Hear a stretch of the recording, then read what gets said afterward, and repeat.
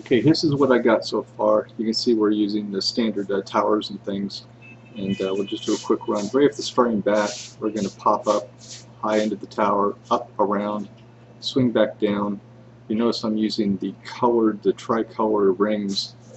Each racer will have an individual track to follow each color. So you can see up and around. We'll go through this again, and this way, so it evens it out.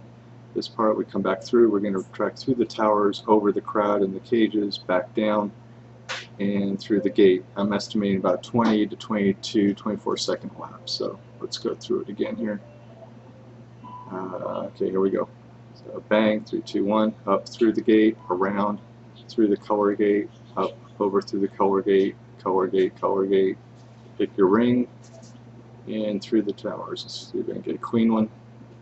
Up and around, through the color gates. Choose your color, your color, your color, your color.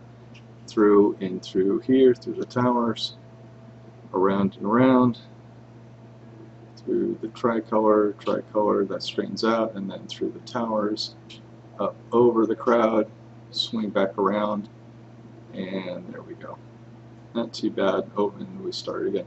Overall, using the 3 gates, basically I need the circle gates without the poles on them. Just reduce the bounding boxes for me, and that should pretty much take care of that for me. Unless you just want to give me blank ones without the gate properties, and I'll add invisible gates to it, it'll work well too. Anyway, first iteration, estimate about 20 to 24-second loop.